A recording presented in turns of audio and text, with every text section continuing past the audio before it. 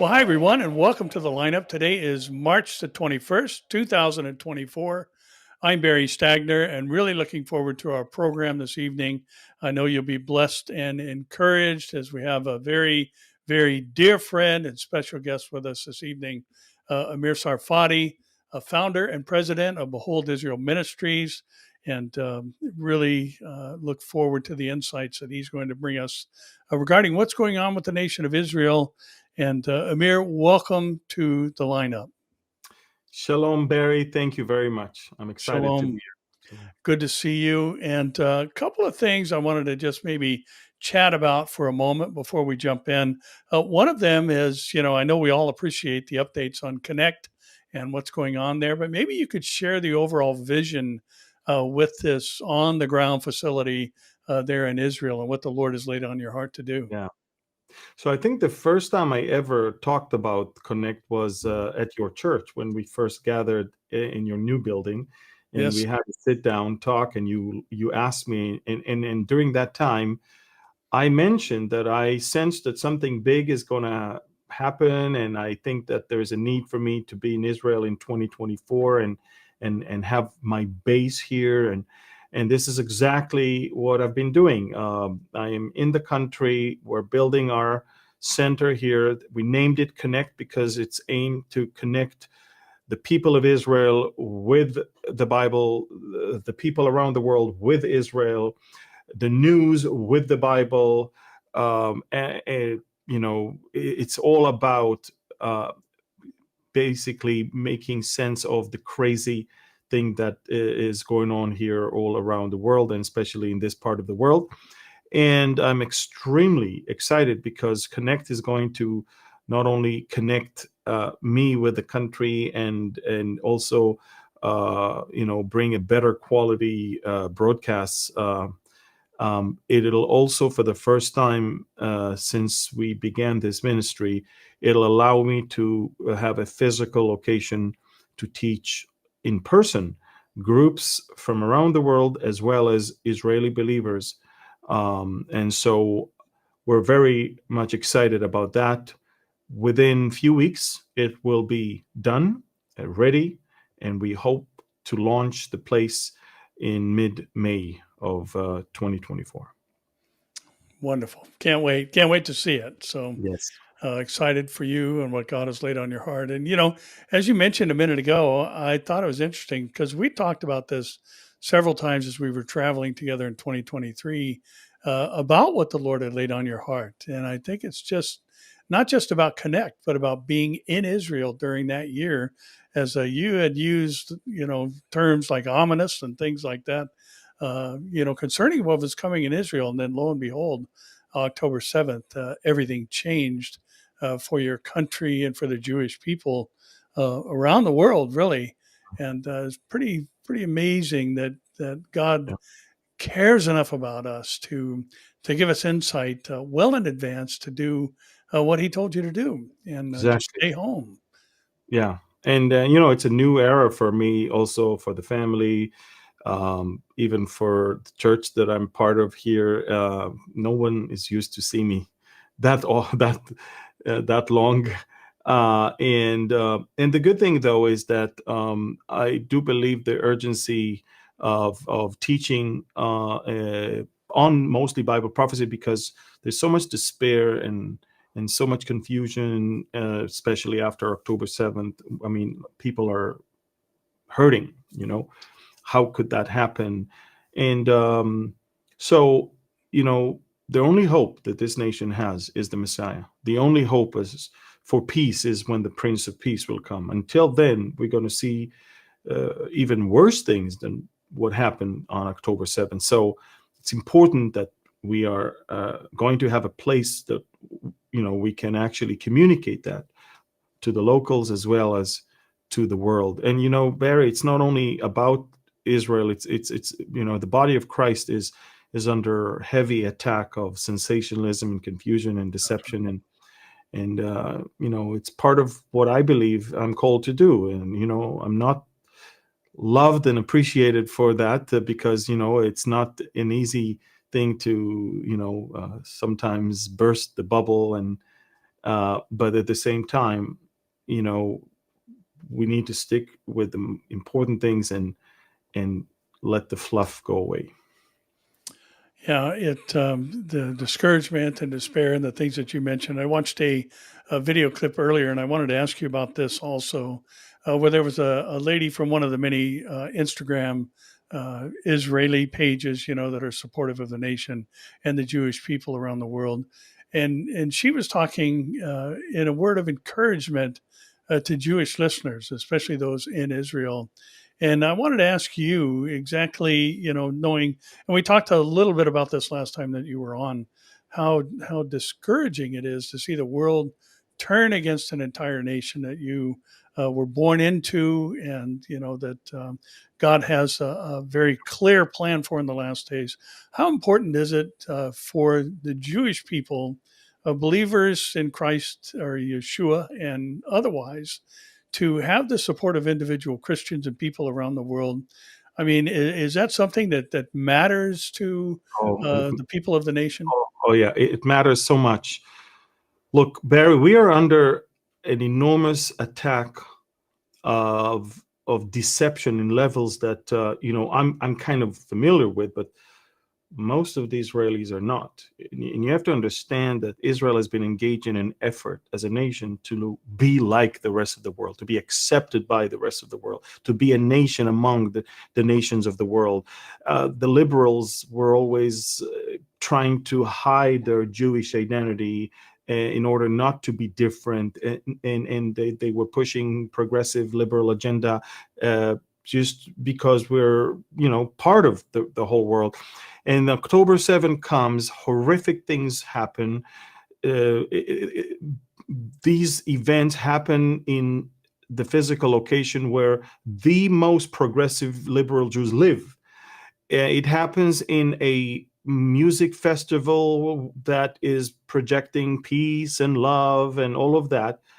And in the midst of all of that, carnage and torture and death and that we have never seen in levels we've never seen before, all took place within a matter of a few hours. And you would think that the world will, understand and agree that something has to be done. Well, the Jewish people were absolutely convinced that what happened cannot happen again, and the world definitely understands because it was filmed, it was documented, and now the world will definitely understand that we have to go and eradicate that evil. Well, no. In fact, what they see now is denial of what happened, justification of what happened, and if anything, the hope that something like that will even happen again in the future. And that shocked the Jewish people. Now you have to understand, it came with as no surprise to me or to any conservative that understands exactly who we're dealing with. But you can imagine the shock of the peaceniks, those who were fighting for the rights of Palestinians, for the hopes of Palestinians, those who were advocating for Palestinian statehood, those who were always there for those poor people, those who thought that there are so many of them that are only there to live in peace with us. And they are shocked to find out that on the other side, they want to destroy us. And they are shocked to find out that the world is allowing those type of genocidal plans to be communicated all over the world without any interference. Well, it's interesting as you were talking, I was thinking, what the diaspora couldn't do, a lot of people in the progressive left are trying to do today, and that's just get the Jews to assimilate, basically disappear. Satan, he's tried to conquer them and destroy your people, and now there's another tactic. Every other culture that has been scattered amongst other societies simply assimilated into those cultures, but not the Jewish people, because they stuck together in all the nations they were scattered to. But Satan obviously understands the role of Israel in Bible prophecy in the last days, and his hope in destroying the plan of God is to destroy the people of God. And just watching all this unfold, I think for any Bible believing Christian who understands Israel's role, creates just a huge empathy in our hearts. I know it does mine for you and the people of Israel. And I wanted to talk to you about a couple of stories and have you comment on them regarding some of the things going on your borders, really, but specifically on the northern border. And I saw an article from the Jewish News Syndicate that asked the question, is a war against Hezbollah imminent? And this Iranian proxy on your northern border continues to be active in firing missiles and rockets in your direction, and seems to be just maybe waiting for something to push the ultimate button for an all-out attack. But does it seem as though a northern front is going to increase beyond even what it is right now? Absolutely. Absolutely. 82,000 Israelis will tell you that they're not going back home unless we finally deal with Hezbollah. And to deal with Hezbollah is not to sign another meaningless agreement, an agreement that we signed in 2006 after the Second Lebanon War, which meant nothing to them because they're back on our border. And so we totally understand that another political wash away agreement is not going to do it. We need to take from Hezbollah its capabilities. And in order to do that, we must eliminate their capabilities or at least hurt them very badly. And we've been doing that. Look, at least the area next to our border, we've been cleaning it up from the air. Obviously, we haven't begun a ground maneuver, but a ground maneuver is the next thing. And we have three major infantry divisions and armored divisions along the border right now. We have been exercising over the last few weeks on the border, and we have plans ready. And I'm not going to tell you when, but we already have a date. I mean, for the northern operation to begin. We are waiting for a couple of reasons at the moment. First of all, we want to finish the job in Gaza. We could have finished it if it wasn't for the U.S. administration not insisting on us not going into Rafah. But we're going into Rafah. We made it very clear. We already have the Prime Minister approving the operational plan for the military operation. Now we have the plans to evacuate the population that needs to be approved and then implemented. We've got close to 1 million Palestinians in the Rafah area that we are going to move to areas northwest of where they are right now. We want to clear the city and go in and destroy the last 4 battalions of Hamas that are entrenched right in that city. We also want to discontinue the free flow of ammunition and weapons and goods from the Egyptian side under the ground, along the what we call Philadelphia corridor. And in order to do that, you have to have a ground maneuver.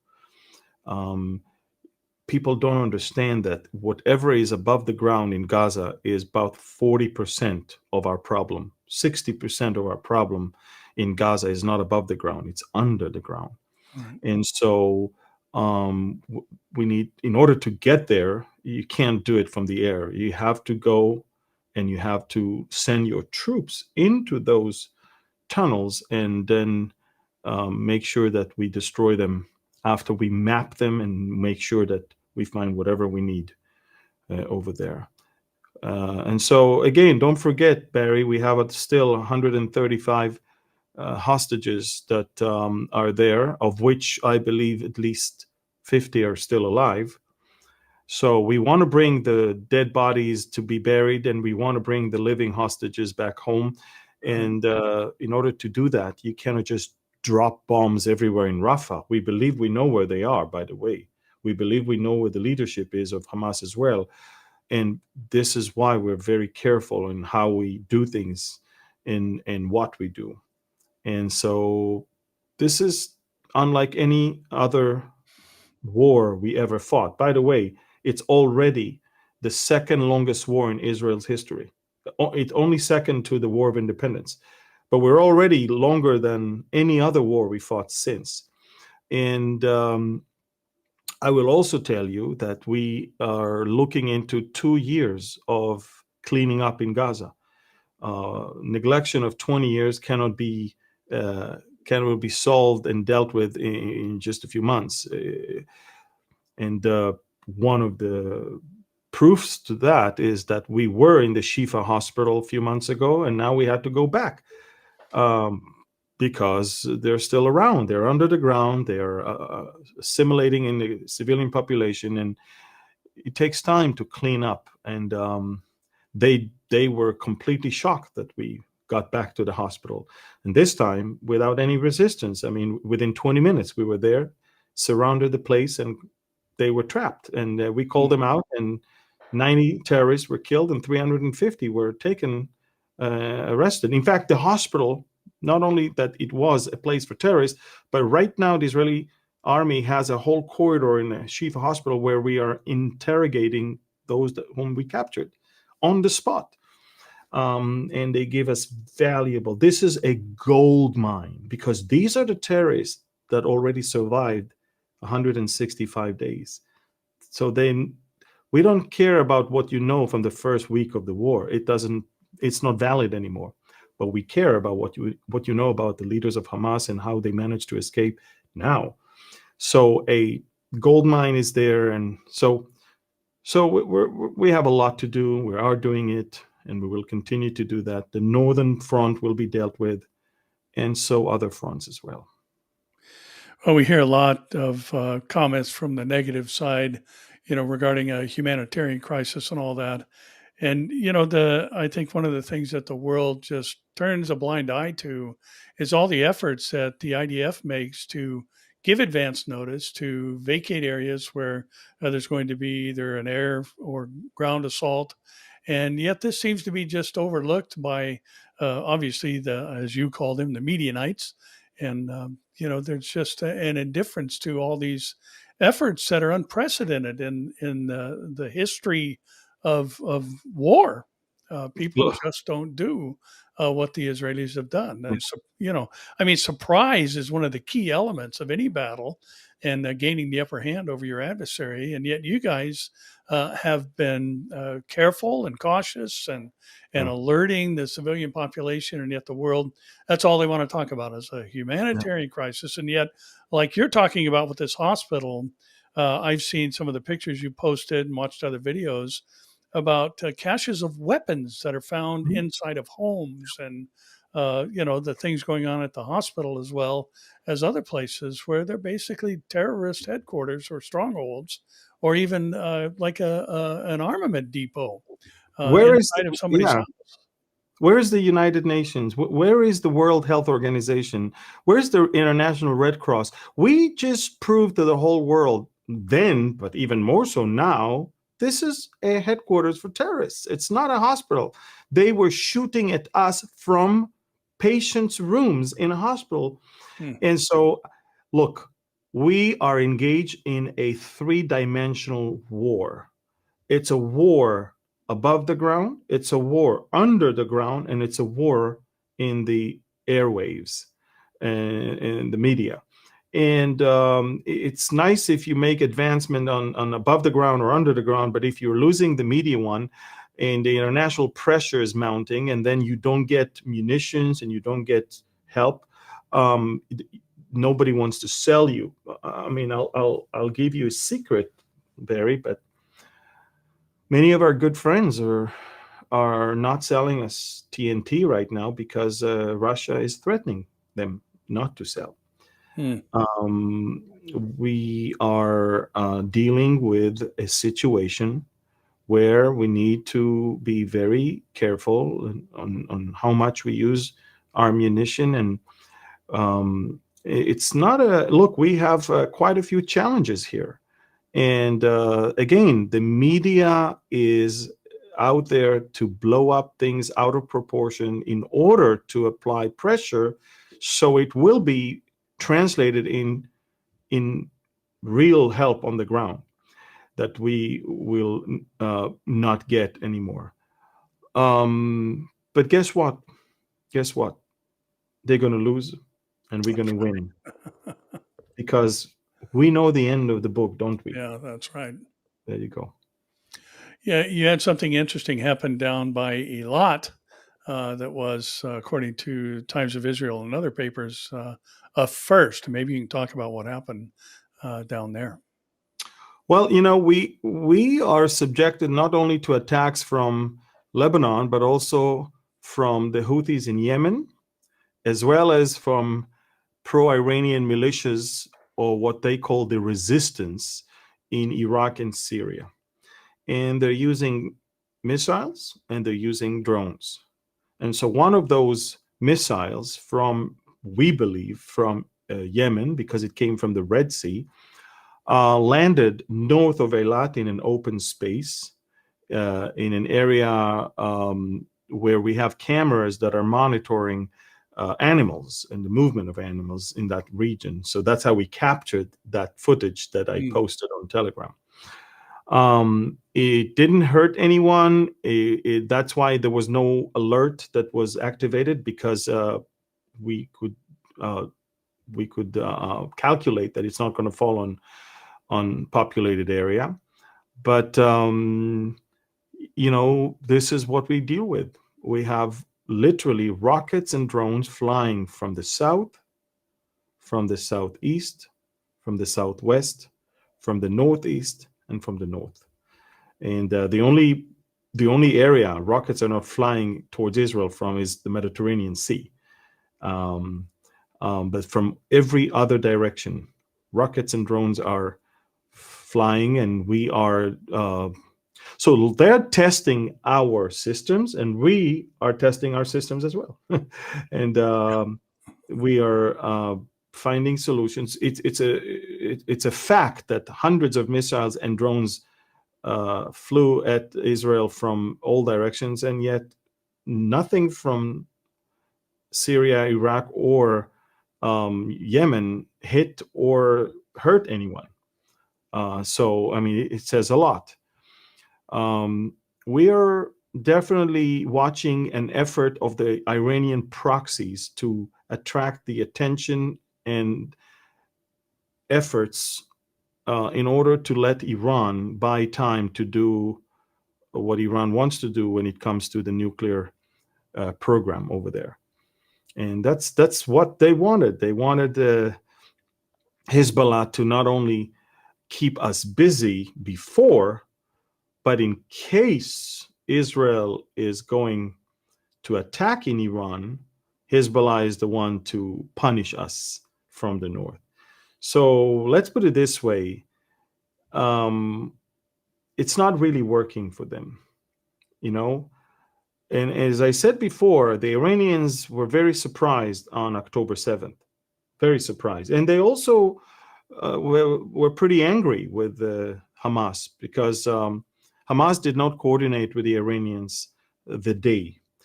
The plan was that on a given moment, everyone will attack at the same time. And the simultaneous attack would have probably brought Israel down on its knees. And I'm not even sure if I would be here to talk to you right now. But Hamas, doing what it did, basically caused the Iranians to say, okay, we're going to support your efforts, but we're not going to fight for you. And that's what we see. Hezbollah is just paying lip service and sending stuff, but they're making sure there's a line they don't cross. And Hezbollah has 250,000 rockets, of which 10% are precision guided. They could, Hezbollah can change the skyline of Tel Aviv if they want. And yet they understand that Lebanon will be destroyed and Hezbollah will be gone after that. So I think Iran is calculating its steps, and they don't want to sacrifice another important asset in the Middle East. So Hamas, they already understand they're going to lose it. They don't want to lose Hezbollah. Yeah, I'm glad you mentioned that because I was going to ask you about that because we hear not a lot of numbers floating around about what the hardware looks like on your northern border on the Lebanese side, and Hezbollah is not Hamas, as you well know, as far as their capabilities, and these aren't factory made, garage made missiles that are coming out of Lebanon. I mean, as you mentioned, there's a good percentage of them that actually have smart technology. They're not just a dumb bomb or a dumb rocket that just kind of you fire it in the general direction and it lands where it does. These have GPS guidance and all these other things, so they're very accurate, and so that's a major game changer. And that's why I wanted to lead with that question for you. Is there a Hezbollah Israel engagement on a different level coming in the future, and because that's a whole different animal than Yeah. even what's happening on the southern border. And Amir, as you talked about, I always find it interesting, and I mentioned this on the lineup regularly, how bizarre it is for Israel to be told what to do by the U.S. or other nations. You're a sovereign nation, the only democracy in the Middle East. The Arab Israelis have wonderful opportunities to both practice their belief system, to hold jobs, own businesses, be members of Knesset, and yet none of that is recognized. It's all just negative, negative, negative. The UN, the United Nothing, passes I think it was 14 resolutions last year against Israel, and yet none against the aggressors, against your nation. And it's just, again, I think that points to the spiritual element of this that we're seeing happen in the last days. Exactly. And I can tell you the sense among the Israelis is that it's time to disengage from America. The sense among the Israelis it's time to manufacture our own weapons. It's time to not lean on a country that thinks that we are its 51st star and state. We can clearly see that we do not see in the same way things, and we cannot allow that to basically set how we behave in a war that is an existential threat. And oftentimes, Barry, we talk about the fact that America must decline from empire status or superpower status for the Ezekiel war to take place. But I see it on both sides. I see not only that America is declining, but also Israel is interested in disengaging. And it's what we see now is we are alarmed that America will unfreeze $10 billion to Iran and yet I guess prohibit Israel from finishing its job with people who wants to destroy it. So we're calculating our moves. Now, of course, I am hoping that by November there will be a new president and a new administration but let's face it, until November, a lot can happen. I mean, we're only in March right now, and so much can happen. And so we understand that we cannot be hostages in the hands of lunatic, progressive, liberal administration that is completely giving up to the woke part of its party. It's just not, it's unbelievable. I also think that the Democratic Party must remember that many Jewish people in America are now reconsidering their vote for the Democrats. They can see what's going on. So they may gain the Muslims, but they are losing the Jewish vote. So I'm not sure if it's a smart move on Biden's behalf. Look, not only America, but also Europe, we're watching it. We're watching the Islamic takeover. And I strongly believe, Barry, that the rise of the Antichrist in Western Europe will be related to their complete wish to have a Western European leader leading the world and get rid of this Islamic takeover, especially after the Ezekiel war that will bring about an end to radical Islam to begin with. So it's very, very interesting. We're living historical times, Barry. I wouldn't want to live in any other time period. But we must be very strong and with perseverance and endurance and patience. These are things that more than ever before believers must be equipped with. It's interesting that, the highest ranking Jewish official elected official in the history of America, Chuck Schumer, is calling for, Netanyahu's removal. And again, this strong arming and influence and threats of withholding financial support and all these things. It takes my mind to Zechariah chapter 12. And, we don't want to be heaving Jerusalem away or throwing it to the dogs, so to speak, as the Lord's been very clear as to how he's going to deal with such nations. And, I know 12 to 14 of Zechariah deals with the tribulation period, but, we're watching things develop right now that are going to be ultimately fulfilled during the tribulation. And you just look at, I love the fact that, the book of Revelation talks about the things written there will shortly take place. That means they'll Once happen it in starts, quick succession. correct. And, here we are. I mean, October 6th, the world looked one way. October 7th, it was completely different. And, we're just watching this escalation of movement toward the time of ultimate fulfillment when the 70th week of Daniel comes back into play. And it's just bizarre to see, an American Jew kind of taking an anti-Israel posture, and this government's got to go, and yet this is all part and parcel of what the last days are going to look like. I think that there is a coordinated effort between the radical left in Israel and the progressive movements in America to topple an elected government in Israel. They've been trying to topple Netanyahu for the longest time. Somebody in Israel thinks that it's a great idea to use the war as an excuse to remove him. And they went and whispered that in the ears of the US president and his party. And we see a collaboration of the radical left in Israel with the radical left in America. And it comes in two different ways. One, it comes in the way of politicians like Schumer, but it also comes in way of Thomas Friedman from the New York Times and others that are writing articles after articles after articles against Netanyahu. They literally blame him for everything. There's such a built-in hatred for the man. And these people lost their way.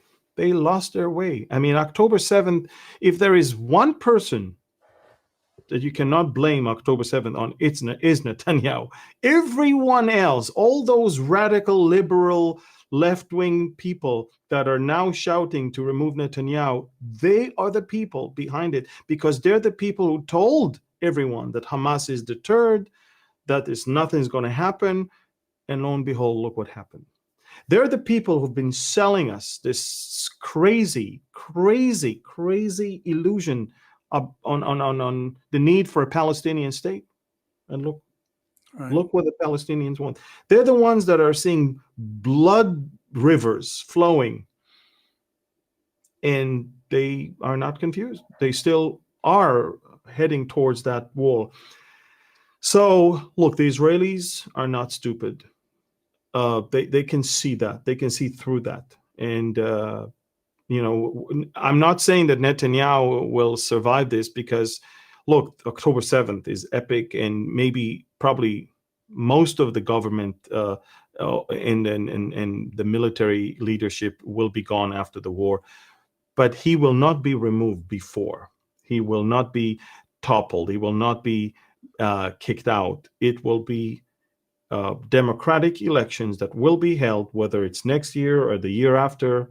And I'm not even sure if he's going to run, but if he, in Israel, you cannot call yourself a Democrat and act in such a non-democratic way of trying to come against a legally, democratically elected government. Yeah, that's right. There's talk about the U.S. putting pressure on Israel regarding an Egyptian Gaza fence, an intensified border fence that would cut off any smuggling of weapons into Rafah and elsewhere. And why is this just another ridiculous proposal? And why does Rafah need to experience what the other cities have in order to eliminate Hamas? Well, look, there is no other solution. You cannot bomb from the air. You cannot make deals with anyone. We already understand. As long as even there is a single Hamas terrorist there, they will multiply. The ideology may not die, but we need to kill the terrorists. I mean, we cannot leave them to stay there and to start all over again. And make no mistake, the Israeli military not only is going to stay in Gaza, but is going to stay there for at least two more years. And if we think that we need to stay there, then why would we allow 4 battalions of Hamas terrorists still be intact? It makes no sense. Look, for the sake of the people of Gaza, we need to eliminate Hamas. The 2 targets of this war is to eliminate Hamas and free our hostages. If we're not doing both, the war will not end. For the sake of the Gaza, I don't understand how nobody's talking about the fact there's 134 hostages still held by Hamas. What is wrong with you? Why are you saying ceasefire now, without mentioning one single time to free the hostages immediately? Not tomorrow, not now. Free the hostages. Lay down your weapon. The war will end. Now, the war will end now. You lay down your weapon and you free the hostages. I promise you the war will stop instantly. No one is demanding that from the Palestinians. It's like, come on. Why did this war start to begin with? I mean, there was a ceasefire until October 6th, wasn't there? That's right. They decided that they don't want a ceasefire. They decided that they want to see us dead, killed, chopped to pieces, burned alive. That's what they want us. And they tried.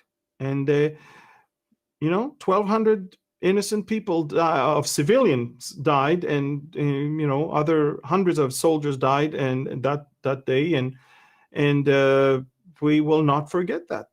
We will not. Look, even if the world is denying what happened, we know what happened. We have the footage of it. We have the confession of those who did it. We have it. Now, you can believe me or you cannot, but it's not going to change the fact that it happened and that they are going to pay for it. And that's it. Look, I can't believe that the U.S. is now pushing for 2-state solution after October 7th. Right. What it sends is, and by the way, Mike Pompeo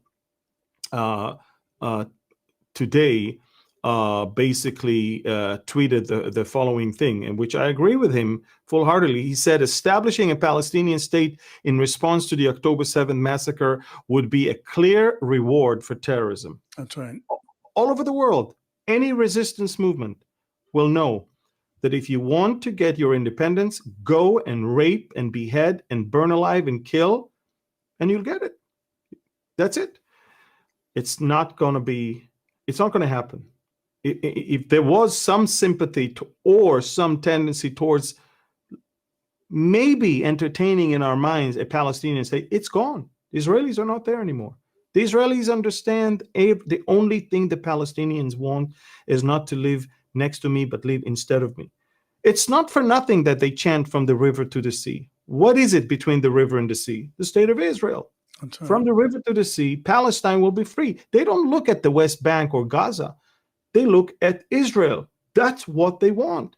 And they're teaching their children that. And they're teaching, they are breastfeeding them with such poison. So when, if you want a clear page, if you want to start all over again, you need to wait. You need a new generation. You need only the babies that are born now. Maybe one day will be people who would love to live in peace with us. Everybody now, from the age of 4 and on, is already poisoned. Indoctrinated. Yep. Yeah. Amir, it's just, I think, one of the most heinous things that since this October 7th terrorist attack happened is to see some of these woke liberals chanting things like rape is resistance.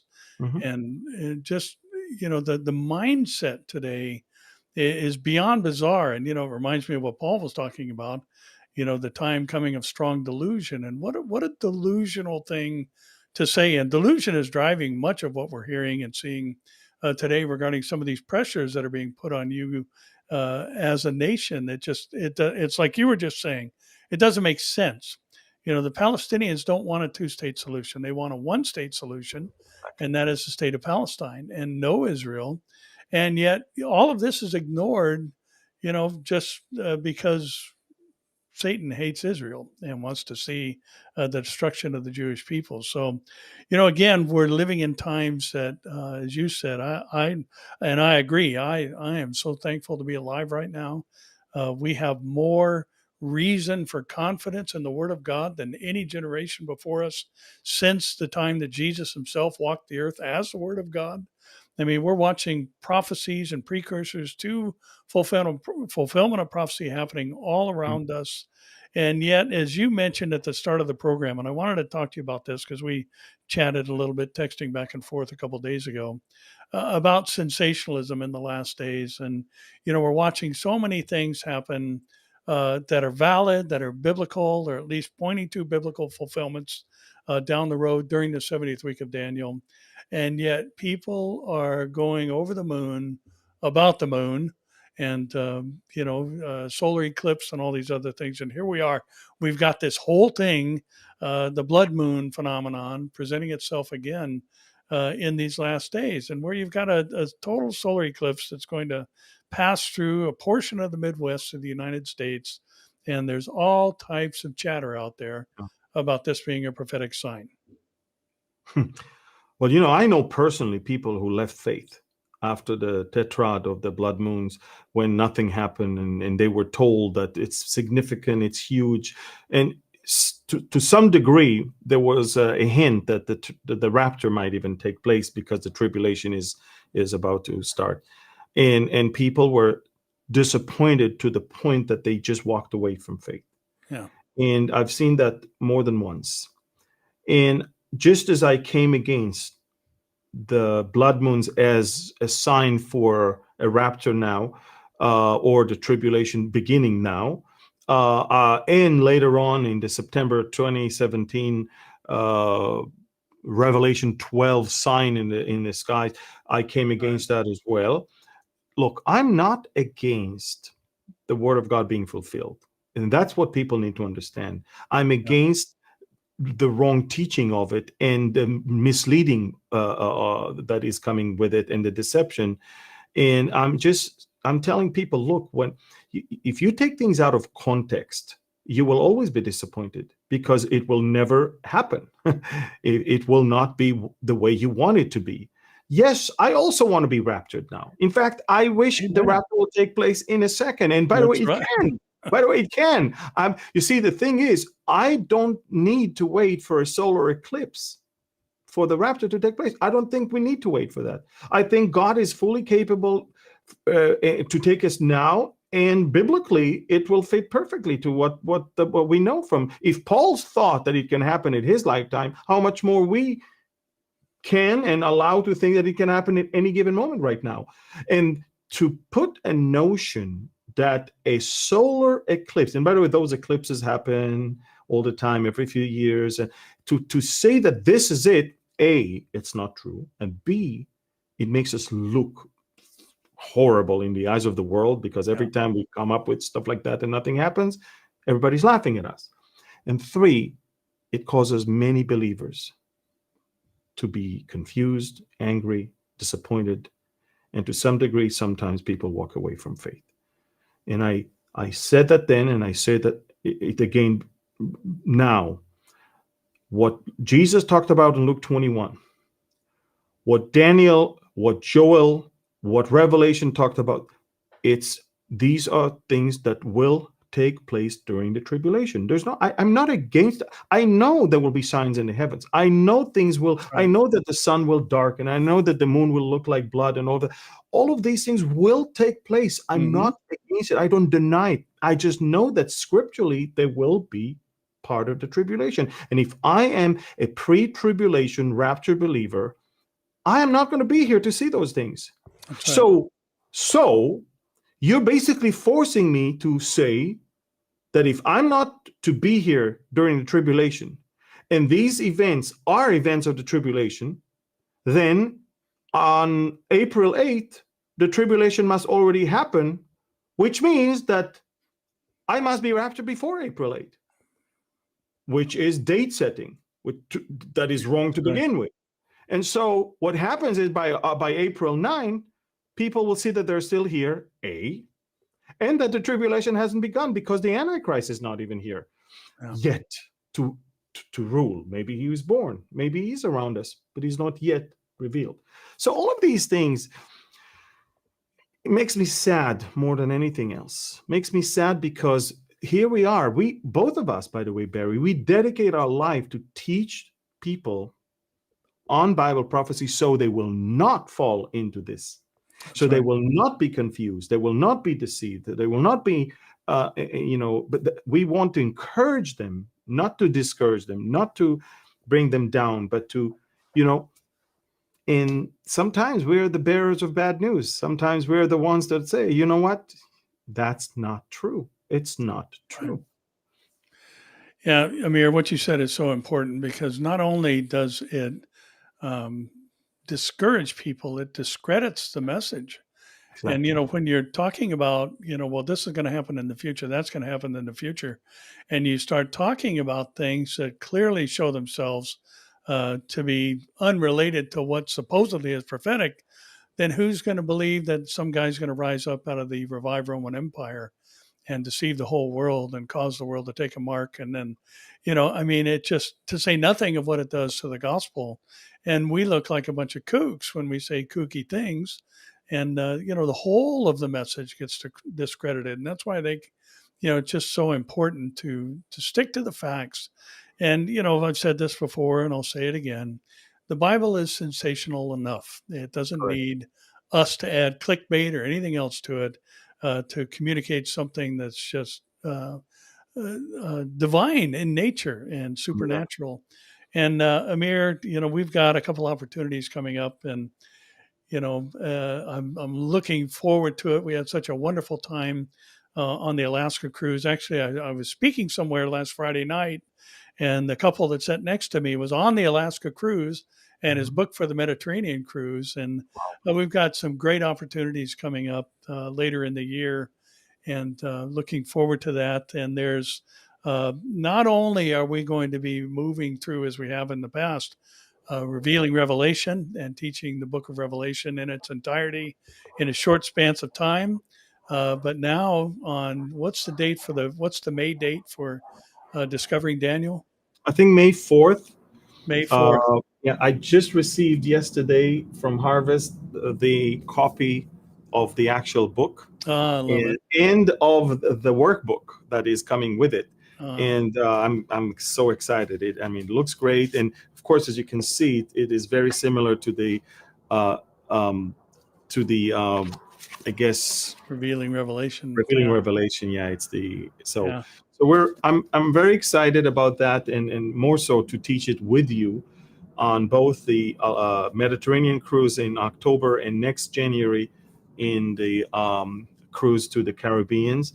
And in 2025, look, I promised not to travel in 24 and not, but in 25, uh, I'm I'm excited to travel again with you in Asia, South America, Europe, North Yeah. America.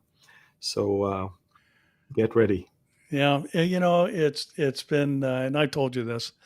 I'm still doing a little bit of travel and speaking at different places, and it's just odd to go. And when I get off the plane, you're not on the other end. So I'm looking forward Hmm. to us getting back at it together, and Yeah. to teach these massive books in just a single setting in the span of the length of a cruise is just a wonderful opportunity. I'm looking forward to both of those Yeah. coming up. So, if you haven't pre-ordered Discovering Daniel, you really need to do that, because these things are so important in getting the word out there to the world, and causing those who are in the brick and mortar stores to consider putting a book on the shelf. It's the pre-orders that they look at, and once those numbers reach a certain level, then places that need to have this book, like Target and Walmart and other stores that have a significant book section, are going to put it on the shelf. So, I'm grateful for the books that we've done together, or book we've done together, and my own book, my recent release, Time of the Signs. The people that are ordering these in advance, just I think on Amir's behalf and mine, I could say thank you for Yes. that, because it is just a tremendous help. So, where can they register for these upcoming cruises? On our website, if they go to beholdisrael.org, they'll find a place where they can register to. There's tours and cruises and all of that, and over there they can definitely sign up for the October and the January one. It's going to be a challenge. It's going to be a wonderful opportunity to teach both the Book of Revelation and Daniel on one single cruise. But I can't wait. I can't wait to do that, and in between to see some nice locations. So it's a win-win. Let's put it this way. Yep, I agree. Well, like I said, Alaska was fantastic. It was Yeah. just, what was it, 920 people? Yes, and this So time, the Mediterranean will be less than that because we had smaller. It's a smaller venue. The meeting place on the big ships is actually smaller.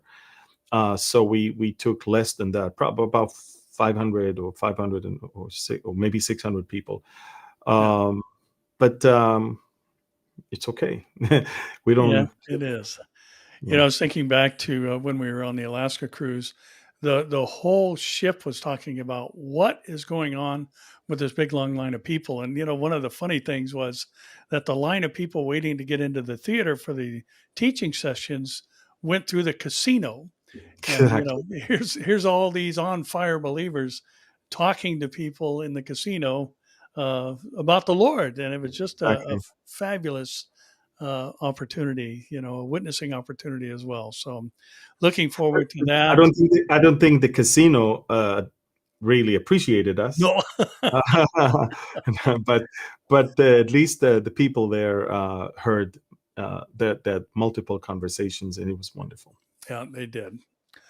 Well, my friend, great to chat with you and see your face and hear your voice, and we're praying for Israel. We're praying for you. Excited about Connect, and looking forward to the things that are going to take place later in the year. So thanks for uh, giving us a little bit of your time. I know you got a million things going on, but much appreciated. And we are praying for the peace of Jerusalem, Yeah.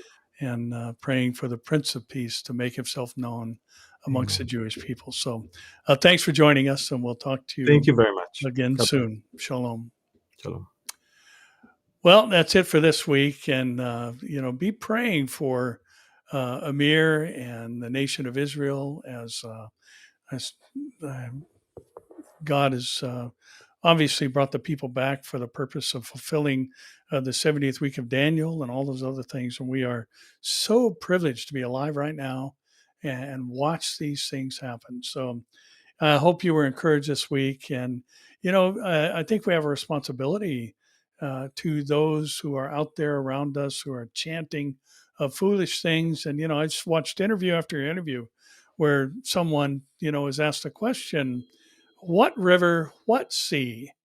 And people, they don't know. They can't even answer the question themselves. They have no clue what they're chanting, but they're just following the masses and doing, what somebody they know has told them they need to do. So let's get out there and be truth bearers in these last days.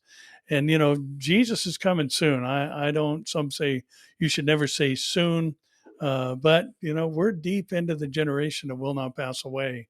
And I think with our understanding of eschatology and the things we're watching and even talking about today, I don't know the day or the hour and wouldn't dare speculate, but it sure seems like each day is a better candidate than the day before for that moment and twinkling of an eye. So, with that said, that's it for this week. And thank you for joining us on the lineup.